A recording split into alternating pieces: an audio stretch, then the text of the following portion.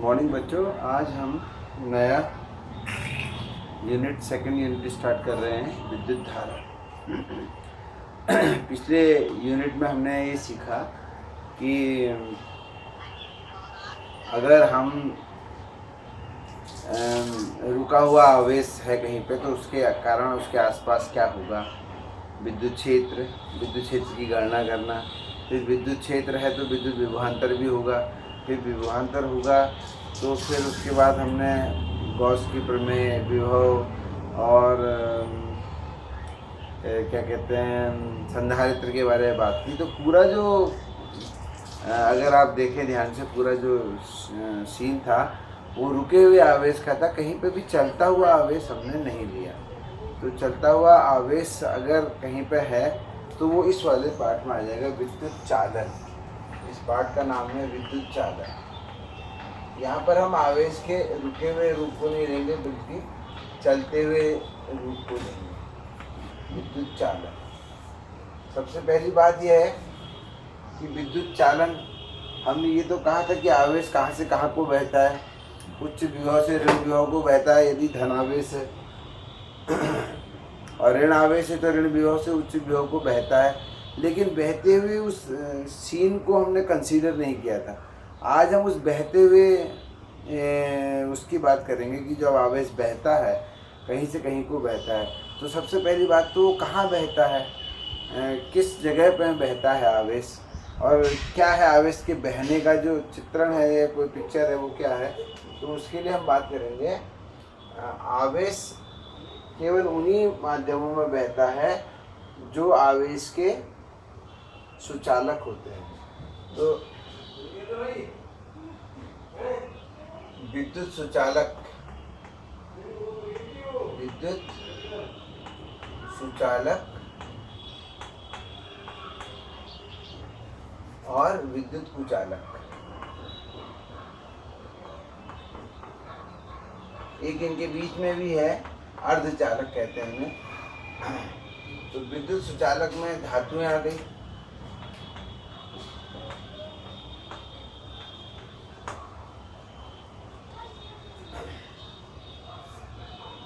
दूसरा आगे विद्युत अपघट्य विलयन, विद्युत अपघट्य, ये विद्युत के सुचालक हैं। और विद्युत के कुचालकों में आ गया लकड़ी,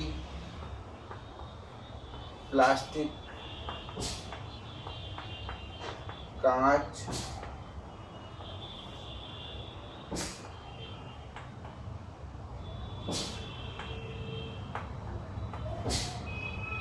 dry paper, paper and cloth, ये सब सामान्य रूप से जिनको हम देखते हैं, मैं उनकी बात करूँगा। कुछ विशिष्ट जो होंगे उनके बारे में बात करेंगे। तो विद्युत के सुचालक ये हैं, ये विद्युत के कुचालक हैं। इसके अलावा एक अर्धचालक भी आता है, उसको अगर हम तीसरा कैटेगरी बनाना चाहें तो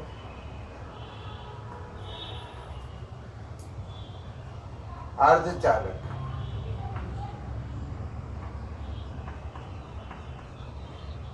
जो कुचालक और चालक दोनों की भांति व्यवहार करते हैं, इनमें आ गया जर्मेनियम, सिलिकॉन। इनका मुख्य रूप से नाम लिया जाता है, इसके अलावा और भी हो सकते हैं। तो ये जो है, इसका माने अगर हम विद्युत सुचालक, कुचालक और अर्धचालक की बात करूं तो विद्युत केवल सुचालकों में ही बहती है। और विद्युत क्यों बहती है? क्योंकि इन सुचालकों के पास आवेश वाहक होते हैं, आवेश को ले जाने वाले। तो कितने प्रकार के आवेश वाहक होते हैं, इस बारे में हम बात करते हैं।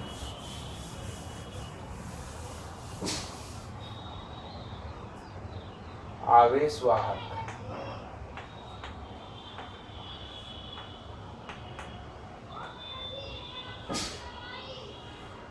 चार्ज कैरियर्स,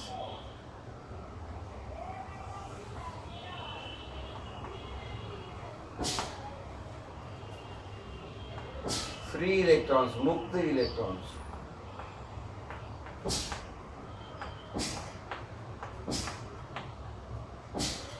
मुक्त इलेक्ट्रॉन एक सबसे बड़ा चार्ज कैरियर है। ज़्यादातर धातुओं में जो होता है, आपने सुना होगा कि उनमें मुक्त इलेक्ट्रॉन होते हैं।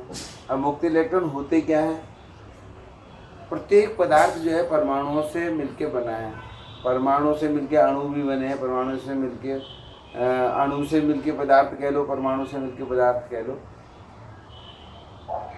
पदार्थ में जो परमाणु है, परमाणु में हमने पहली यूनिट में पढ़ा था कि परमाणु के अंदर एक नाभिक होता है जिसमें धनावेश और बच्चों ऋणावेश होता है, और उसके चारों तरफ इलेक्ट्रॉन्स डिफरेंट कक्षाओं में रिवॉल्व कर रहे होते हैं, घूम रहे होते हैं। जो बाह्यतम कक्षा के इलेक्ट्रॉन हैं, धातुओं में वो इलेक्ट्रॉन जो है इतने लूजली बाउंड होते हैं न्यूक्लियस से कि वो अपने एटम को छोड़ के धातु के अंदर इधर उधर घूमते रहते हैं। उन्हीं को मुक्त इलेक्ट्रॉन कहते हैं। तो धातुओं में आवेश वाहक जो है वो क्या होते हैं? मुक्त इलेक्ट्रॉन। धातुओं के उदाहरण क्या हैं? आपने पढ़ा है 11th केमिस्ट्री में भी पढ़ा होगा। कॉपर, एल्यूमिनियम, सिल्वर, चांदी, सोना, और ये प्रमुख रूप से हैं। उसके बाद आयरन, बाकी सब भी आ गए। मरकरी लिक्विड फॉर्म में होती है धातु। तो ये सब धातु में मुक्त इलेक्ट्रॉन है। दूसरा हो गया आयंस। आयन, धन आयन, ऋण आयन, ये जो हैं ये भी आवेश ले जाने का कार्य करते हैं, लेकिन ये कहाँ उपस्थित होते हैं? अपघट्यों में, अपघट्य विलयनों में, अपघट्य विलयन में, अपघट्य विलयनों में। और तीसरा होता है बच्चों, इन्हें हम कहते हैं कोटर। कोटर, और इसके साथ साथ दोनों होते हैं, कोटर और मुक्त इलेक्ट्रॉन। बच्चों ये हम आगे पढ़ेंगे। अर्धचालकों में इनका जिक्र आएगा। अर्धचालकों में जब आवेश बहेगा तो वो इलेक्ट्रॉन और कोटर की मदद से बहेगा। फिलहाल इस पूरे पाठ में हम मुक्त इलेक्ट्रॉन और धातुओं के बारे में बात करेंगे। तो धातुओं में किस प्रकार से विद्युत का चालन होता है। अगर मैं एक चित्र बनाऊं, ये एक धातु का मैंने सिलेंड्रिकल बेलनाकार टुकड़ा ले लिया है। वैसे तो इसमें इलेक्ट्रॉन एटम से बंधे हुए होंगे ही, लेकिन मैं केवल उन इलेक्ट्रॉनों को दिखाऊंगा जो कि चलने के लिए स्वतंत्र हैं इधर उधर, वो अपने परमाणुओं से को छोड़ चुके हैं। तो ऐसे इलेक्ट्रॉन जो हैं धातुओं में ये मूव करते रहते हैं, और यही आवेश को इधर से उधर ले जाने का काम करेंगे। यानी कि कैसे ले जाएंगे? ये खुद ही चले जाएंगे। खुद चले जाएंगे तो आवेश चला गया समझो। अगर ये इधर को शिफ्ट हो गए, ये जिगजैग मोशन इस धातु के अंदर करते हैं। जैसे कि तुमने सुना होगा कोलाइडल सॉल्यूशन में ब्राउनी गति अणुओं में, गैस भरे सिलेंडर में जो अणुओं की गति होती है ब्राउनी गति कहते हैं। तो उसी प्रकार की गति ये भी करते हैं। ये चलते रहते हैं। जब ये एक दिशा में चलने लगते हैं तब विद्युत का चालन हो जाता है, और जब ये ऐसे ही चलते रहते हैं तो इनकी जो चलने का कोई परिणाम नहीं निकलता, इसलिए कोई विद्युत चालन नहीं हो पाता। तो अभी जो मैंने आपको बताया कि विद्युत चालन कहाँ होगा, विद्युत चालन वहाँ होगा जहाँ सुचालक होंगे पहले तो। फिर उन सुचालकों में कौन विद्युत चालन के जिम्मेदार है? तो वो है आवेश वाहक। आवेश वाहक कितने प्रकार के होते हैं इसका जिक्र हमने कर लिया है। हम इस पाठ में अपना डिस्कशन धातुओं और मुक्त इलेक्ट्रॉनों तक ही सीमित रखेंगे। आगे अगर हम जरूरत पड़ी तो फिर देखेंगे कि इनका भी कहीं इस्तेमाल होता है तो। और मुक्त इलेक्ट्रॉन और कोटर जो है, इनसे जो धातुओं का चालन, इनसे जो विद्युत का चालन होता है वो अर्धचालकों में होता है, जो कि लगभग इस साल की अंतिम यूनिट है। वहाँ पर हम इसका जिक्र विस्तार में आएगा। तो अभी केवल इतना ही आपको याद रखना है कि विद्युत चालन जो है उसके लिए क्या क्या जरूरी है। चालक जरूरी है, चालक के अंदर मुक्त इलेक्ट्रॉन होने चाहिए। लेकिन मुक्त इलेक्ट्रॉन होने भर से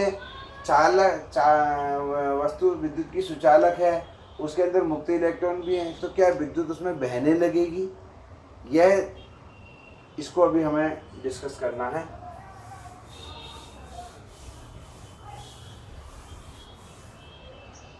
अब मैं विद्युत धारा किसे कहते हैं इस पे बात करता हूँ। विद्युत धारा, मान लीजिए कि चालक है हमारा बेलनाकार,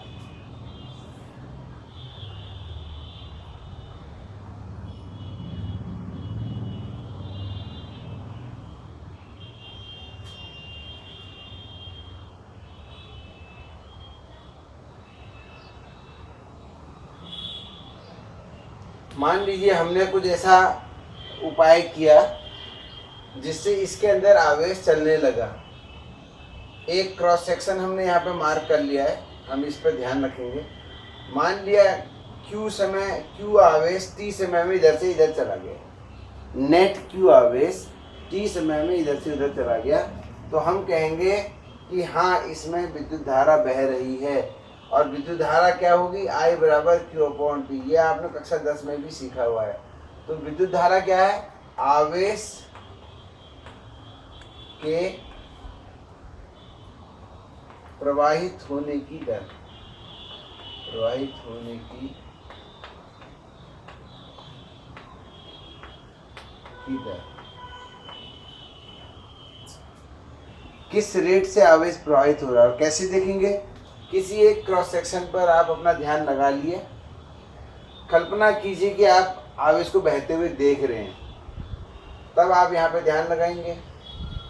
वैसे धारा नापने के लिए तो अमीटर का उपयोग किया जाता है, हमें आंखों से कुछ दिखाई नहीं देता, लेकिन मन की आंखों से अगर आप कल्पना कीजिए कि आवेश बह रहा है इधर को, तो टी से में अगर ये धनावेश हमने ले रखा है, तो जिधर को धनावेश बहता हुआ है उधर ही को धारा की दिशा ली जाती है।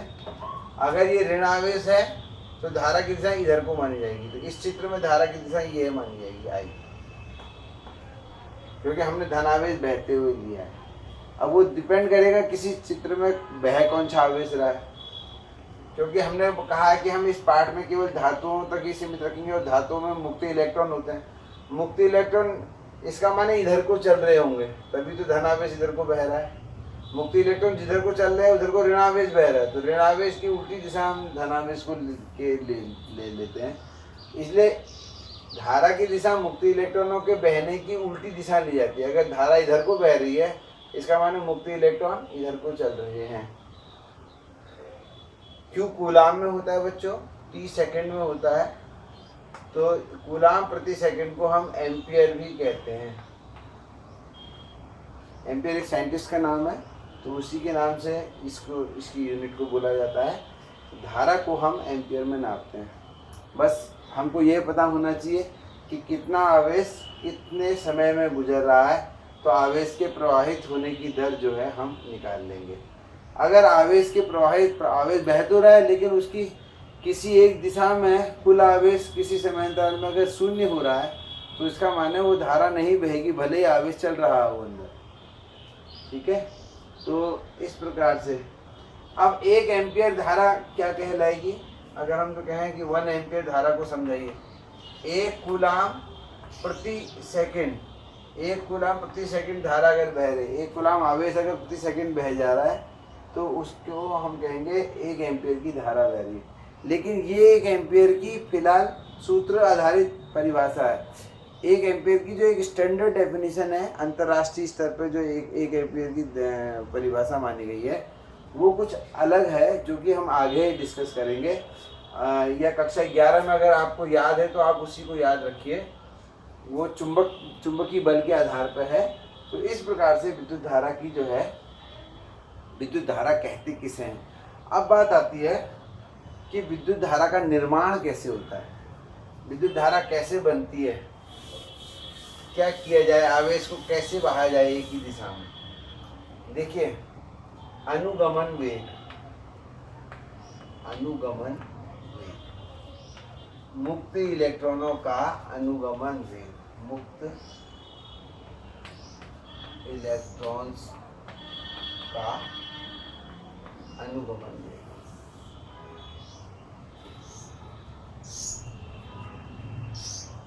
मुक्त इलेक्ट्रॉन्स का अनुगमन वेग। तो मुक्त इलेक्ट्रॉन्स देखिए,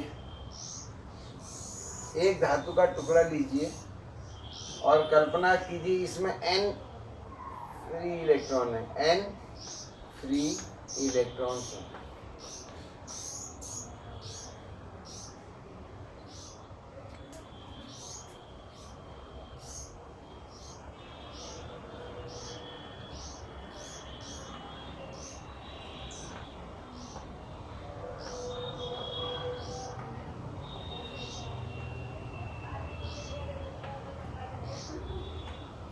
ये फ्री इलेक्ट्रॉन है। अभी हमने कुछ उपाय नहीं किया है, केवल एक धातु का टुकड़ा बस है हमारे पास। इसका कुछ आयतन है, ये बस समझिएगा एक प्लेट है, ये पूरा एक आयतन है, ऐसे कल्पना कर सकते हैं आप इसको। इनमें इलेक्ट्रॉन जो है अपनी मर्जी की गति कर रहे हैं। मान लीजिए नंबर 1 इलेक्ट्रॉन है, U1 इसका वेग है, इधर को, इसका इधर को है U2, इसका इधर को है U3, और इसी प्रकार से ये N1 इलेक्ट्रॉन है, इसका वेग है UN। ये इसी में चलते रहेंगे और वहीं के वहीं रहेंगे, चलते जरूर रहेंगे बट ये इसी आयतन के अंदर ही रहेंगे। तो मैं कह सकता हूँ कि इनका जो वेग है उसका रिजल्ट क्या है, 0। अर्थात अगर मुझसे कहा जाए सभी इलेक्ट्रॉनों का औसत वेग निकालो, तो U1 plus U2 plus dash dash dash UN upon n करके मैं औसत निकालूंगा, तो दिस मस्ट कम 0। क्यों? क्योंकि ये चल जरूर रहे लेकिन किसी दिशा में शिफ्ट नहीं होते हैं। ठीक है, इस प्रकार का अगर सीन है तो इलेक्ट्रॉन होते हुए भी धातु भी है, मुक्त इलेक्ट्रॉन भी है, लेकिन कोई करंट नहीं बहेगी। क्यों? क्योंकि ये चल भी रहे हैं पर इनका वेग 0 है, इनका किसी नेट दिशा में गमन जो है वो 0 है। जैसे किसी बारात के में जो बाराती लोग होते हैं, जब वो डांस करते हैं, तो अगर बारात एक जगह पे रुक जाए तो बाराती भले ही चलते चलते थक जाए, लेकिन बारात चल रही है करके ये नहीं माना जाएगा। ठीक है, बारात कब चलेगी माना जाएगा, जब वो पूरा ठेला खिसकेगा और बाराती भी उसके साथ साथ खिसकेंगे। अगर एक जगह पे ठेला रुक जाए और बाराती वहीं पे नाचते रहें तो वह जो है इसी प्रकार का होगा किस्सा, यानी कि नो मूवमेंट माना जाएगा उसको, भले ही वो अंदर नाचते नाचते थक जाए। तो इसी प्रकार से अब हम यहाँ पे देखते हैं विद्युत। अभी हमने यहाँ पर कुछ नहीं किया है, विद्युत क्षेत्र नहीं लगाया है। विद्युत क्षेत्र की अनुपस्थिति में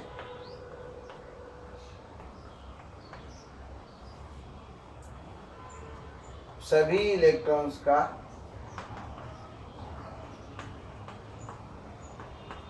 औसत वेग क्या माना जाएगा, औसत वेग 0 होगा।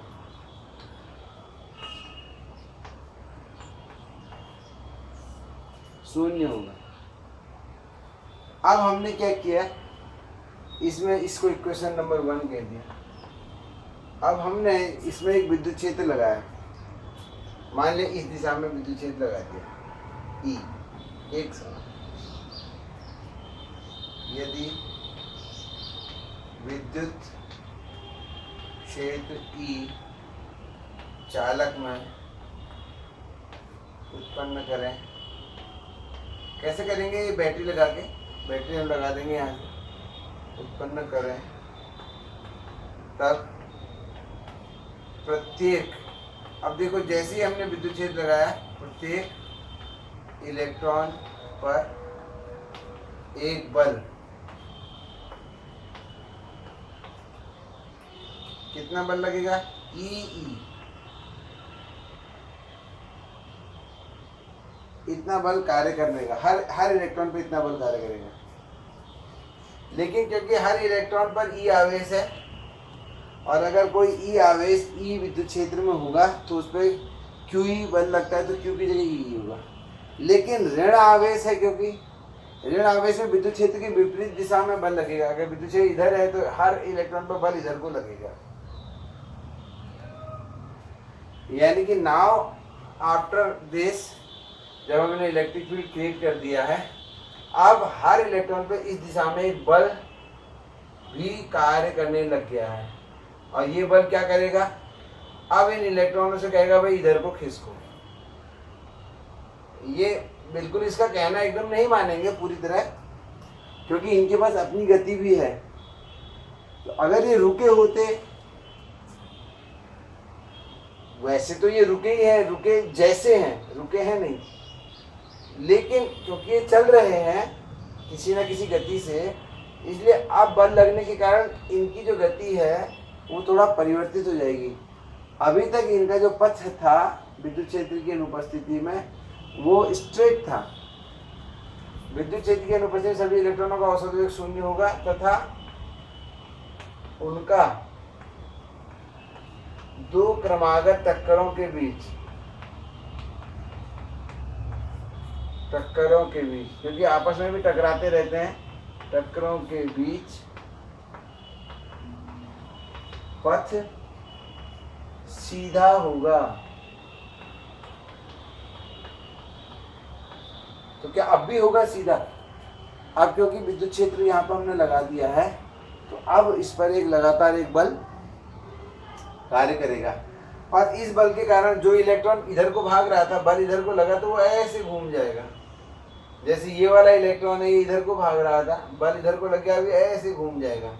और आप जानते हैं क्योंकि ये बल कांस्टेंट है, इसकी दिशा फिक्स है, इसका परिमाण फिक्स है, और फिक्स बल के अधीन जो भी गति होती है बच्चों, तुमको याद होगा जैसे गुरुत्वीय बल, अगर मैं किसी पत्थर को फेंकूँ ऐसे तिरछा, तो क्या होगा, क्योंकि इस पर लगातार mg नीचे को बल लग रहा है, तो इसके कारण इसका पथ परवलयाकार हो जाता है। तो ठीक अब जो है इनका पथ परवलयाकार हो जाएगा। यदि विद्युत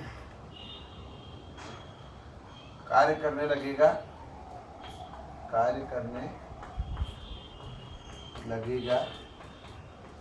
तथा उसका पथ परवलयाकार हो जाएगा। अब औसत वेग निकालते हैं। शुरू में जब कोई विद्युत क्षेत्र नहीं था तब तो औसत वेग 0 था।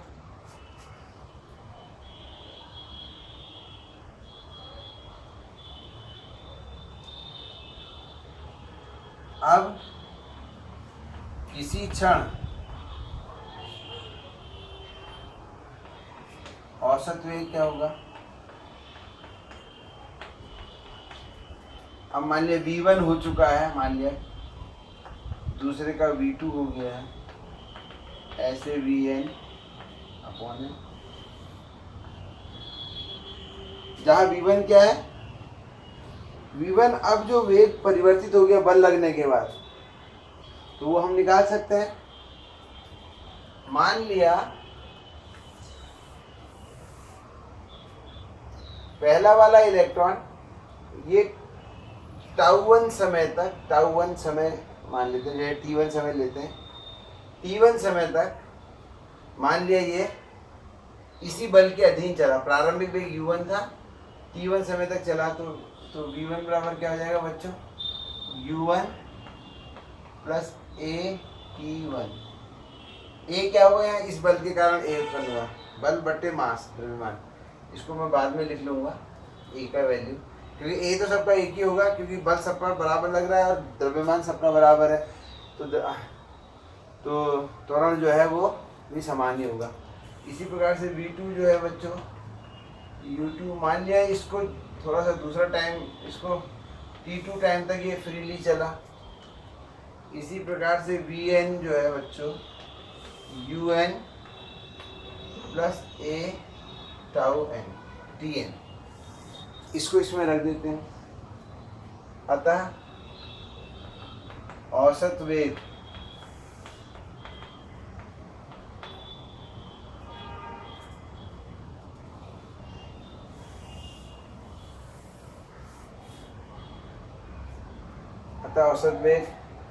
इसको v बार कह देता हूँ मैं, या इसी को हम क्योंकि अनुगमन वेग भी कहते हैं, वी डी कह देता हूँ, V drift, D for drift. Drift माने होता है अनुगमन। तो वी डी बराबर V1 की जगह U1 plus a T1 U2 plus a T2 plus ऐसे dash dash UN plus a T N whole divided by N.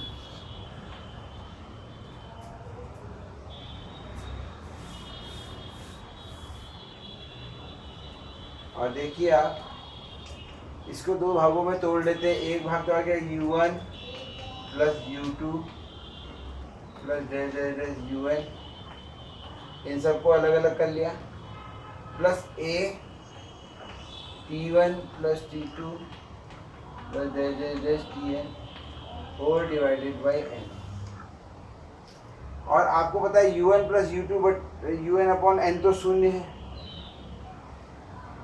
तो VD बराबर बच्चों क्या आ गया A और टाउ1 टाउ2 टाउ1। ये टाउ1 T1 क्या था, जितनी देर तक ये फ्रीली इस बल के अधीन चला, T2 जितनी देर तक U2 चला, Tn जितनी देर तक n चला।